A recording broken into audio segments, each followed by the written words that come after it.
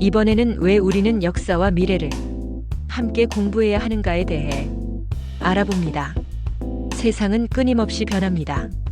그러나 변화의 속도에만 집중하다 보면 정작 그 변화가 향하는 방향을 놓칠 수 있습니다. 그 방향을 잡아주는 나침반은 바로 역사입니다. 역사는 우리가 걸어온 길과 그 선택의 결과를 보여주는 거울입니다. 단순한 과거의 사건이 아니라 미래를 대비하게 해주는 교과서입니다.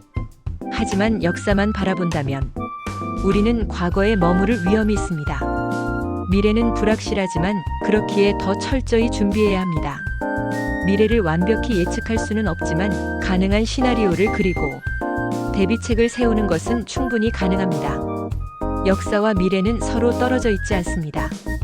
역사는 미래를 비추는 거울이고 미래는 역사가 써내려갈 다음 장입니다.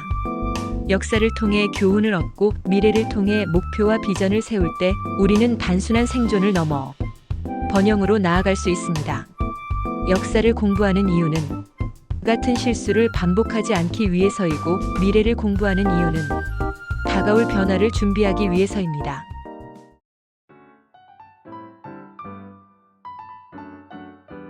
여러분, 회색 코뿔소라는 표현을 들어보셨나요? 이 용어는 멀리서 천천히 다가오는 거대한 위협을 뜻합니다. 이 위협은 우리가 충분히 인지할 수 있을 만큼 명확하고 예측 가능하며 심지어 반복적으로 경고가 주어집니다. 그럼에도 불구하고 사람들은 대개 그 위험을 외면하거나 대응을 미루다 결국 큰 피해를 입게 됩니다. 우리 주변에도 회색 코뿔소는 많습니다. 인구 감소와 고령화, 기후 변화, 국가 부채 증가, 부동산 거품, 기술 격차 확대, 지정학적 갈등, 금융 불안정 등은 이미 경고음이 울리고 있습니다. 문제는 이런 현상이 갑자기 발생하는 것이 아니라 오랜 기간 서서히 다가오기 때문에 사람들의 경각심이 약해진다는 것입니다. 회색 코뿔소에 대응하는 첫걸음은 인식입니다. 위협이 명확히 보일 때 그 존재를 인정하고 분석하며 영향 범위를 파악해야 합니다. 두 번째는 행동입니다. 위협이 아직 완전히 현실화되기 전 정책, 투자, 기술, 사회 구조 등에서 선제적인 대응을 시작해야 합니다. 마지막은 지속성입니다. 한 번의 조치로 끝나는 것이 아니라 변화하는 환경에 맞춰 지속적으로 전략을 조정해야 합니다.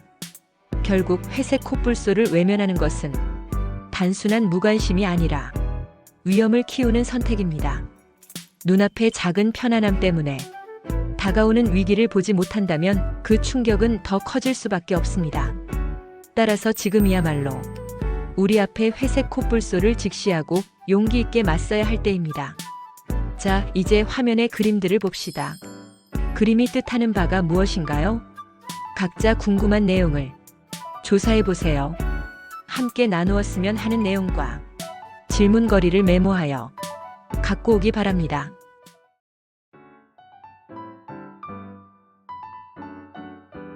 이번에는 과학기술의 변화와 4차 산업혁명을 살펴봅니다. 인류의 역사는 과학기술의 진보와 함께 발전해왔습니다. 증기기관의 발명으로 촉발된 1차 산업혁명, 전기와 대량 생산을 가능하게 한 2차 산업혁명, 컴퓨터와 인터넷이 주도한 3차 산업혁명에 이어 우리는 지금 4차 산업혁명이라는 거대한 변화의 물결 속에 살고 있습니다.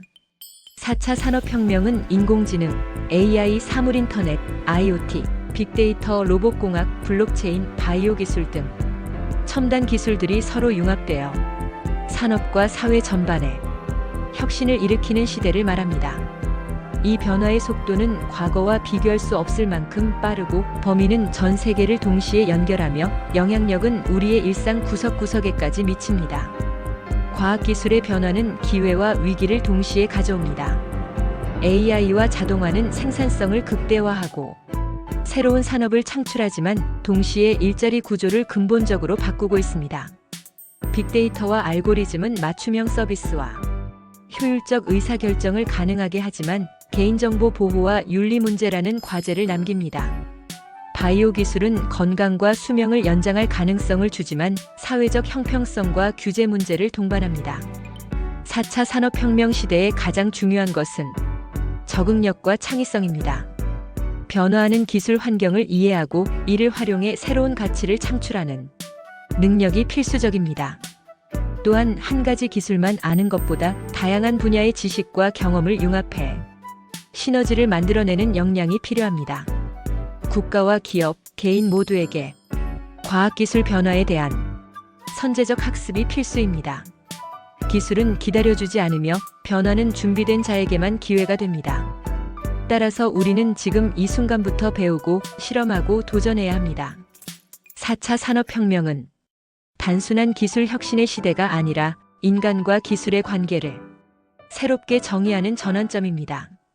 변화의 물결을 두려워하기보다 그 흐름 속에서 방향을 찾고 주도권을 잡는 것, 그것이 우리가 해야 할 일입니다. 자, 이제 화면의 그림들을 봅시다. 그림이 뜻하는 바가 무엇인가요? 각자 궁금한 내용을 조사해 보세요. 함께 나누었으면 하는 내용과 질문거리를 메모하여 갖고 오기 바랍니다.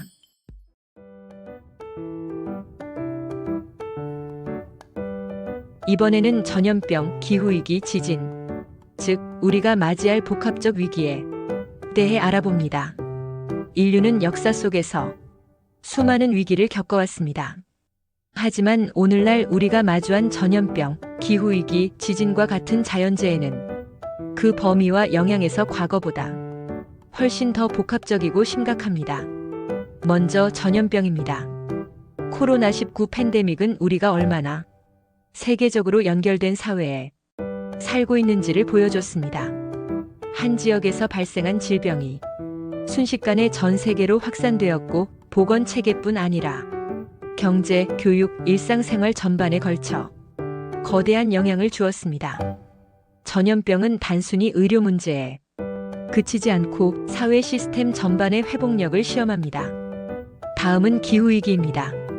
지구 평균 기온 상승, 이상기후, 해수면 상승, 생태계 파괴는 이미 현실에서 진행 중입니다. 기후위기는 식량 안보, 물자원, 에너지 구조, 이주와 난민 문제까지 연쇄적으로 연결되며 전 세계적 갈등을 유발할 수 있습니다. 이는 단기간의 대응이 아니라 장기적이고 지속적인 전략이 필요한 위기입니다.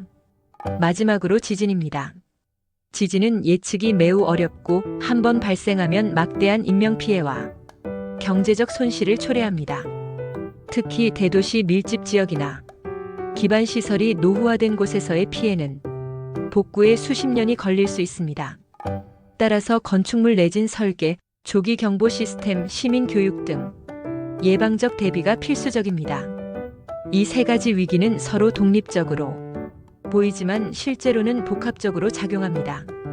예를 들어 기후위기로 인한 생태계 변화가 전염병 확산에 영향을 미칠 수 있고 지진으로 인한 피해 지역에서 감염병이 확산되거나 에너지 식량 위기가 심화될 수 있습니다. 우리가 해야 할 일은 단순히 위험을 피하는 것이 아니라 이러한 복합 위기에 대비해 사회 전반의 회복 탄력성을 높이는 것입니다.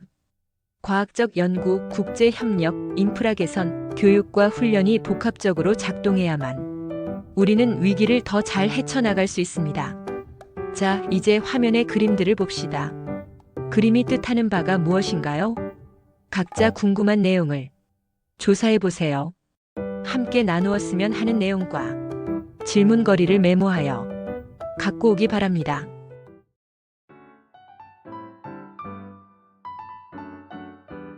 이번에는 국가부채 과잉의 역사적 경험에 대해 살펴봅시다. 국가부채는 단순한 숫자가 아닙니다. 그 속에는 한 나라의 재정 운영 능력, 경제 구조, 그리고 국민의 미래가 담겨 있습니다. 역사를 돌아보면 국가부채 과잉은 반복적으로 나타났고 때로 국가의 흥망을 좌우했습니다. 국가부채가 항상 나쁜 것은 아닙니다. 경제가 침체기에 있을 때는 적극적 재정 지출이 경기 회복을 돕기도 합니다. 하지만 문제는 과도한 부채와 상환 능력 부족입니다.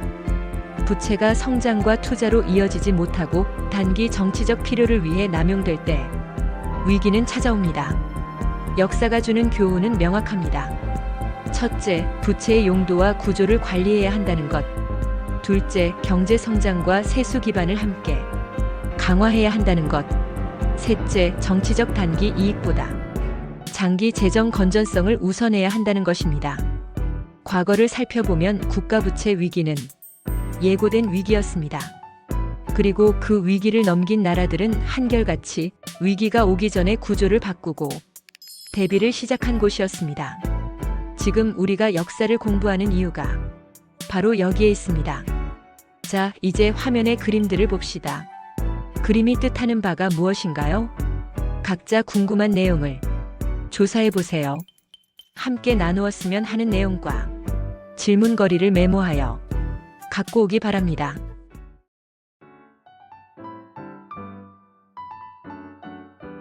이번에는 실물 경제를 다룹니다. 금융과 실물 경제는 마치 심장과 혈액의 관계와 같습니다. 심장이 피를 온몸에 보내듯 금융은 자금을 필요한 곳으로 흘려보내 경제의 각 부문이 활동할 수 있도록 합니다. 피가 제대로 돌지 않으면 인체가 기능을 잃듯 금융이 막히면 실물 경제도 움직이지 못합니다. 실물 경제는 우리가 살아가는 일상 속 생산 소비 투자를 포함한 모든 경제 활동을 말합니다. 농업, 제조업, 서비스업 등에서 물건과 서비스를 만들고 소비하는 영역입니다. 금융은 이러한 활동을 지원하는 자금의 흐름을 담당합니다. 기업이 공장을 세우기 위해 돈을 빌리고 가게가 주택을 구입하거나 교육비를 마련하는데 필요한 자금을 조달하는 과정이 바로 금융의 역할입니다. 금융과 실물 경제는 상호작용합니다. 금융이 원활하면 기업은 투자를 늘리고 고용이 증가하며 가계의 소비도 활발해져 경제가 성장합니다. 반대로 금융위기처럼 자금 흐름이 막히면 투자가 위축되고 실업률이 상승하며 소비와 생산이 동시에 위축됩니다. 또한 금융은 단순히 돈을 빌려주는 기능을 넘어 자본을 가장 효율적인 곳에 배분하는 역할을 합니다.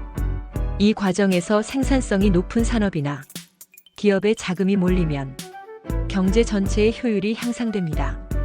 그러나 반대로 투기적 자산 시장에만 자금이 과도하게 흘러가면 거품이 형성되고 결국 실물 경제에도 부정적 영향을 미칩니다.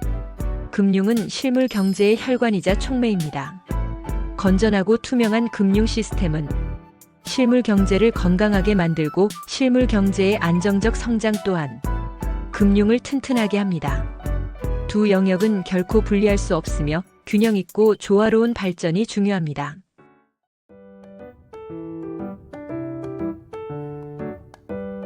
경제 성장률은 한 나라 경제의 체온계와 같습니다.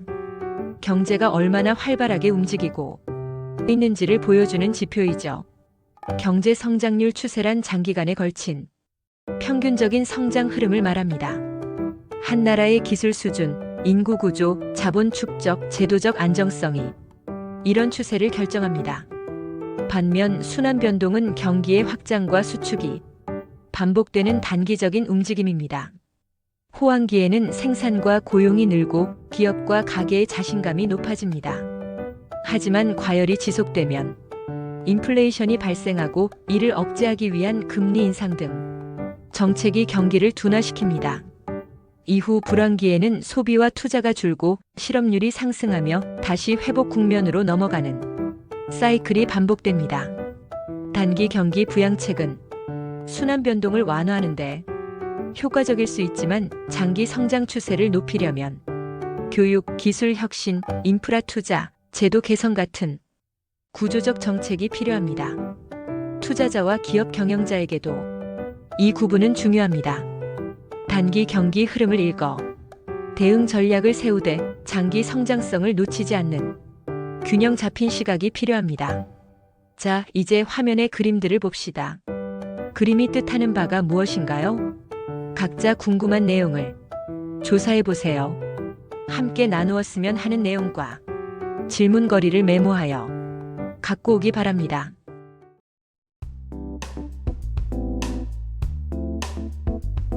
이번에는 주제와 관련한 성경 말씀들을 살펴보겠습니다. 경제는 끊임없이 오르내립니다. 확장과 수축, 호황과 불황이라는 경기 변동의 사이클은 인간의 역사와 삶의 일부였습니다. 그렇다면 성경은 이런 경제의 흐름과 인간의 대응에 대해 어떤 지혜를 줄 수 있을까요? 창세기에서 요셉은 애굽의 바로 왕의 꿈을 해석합니다.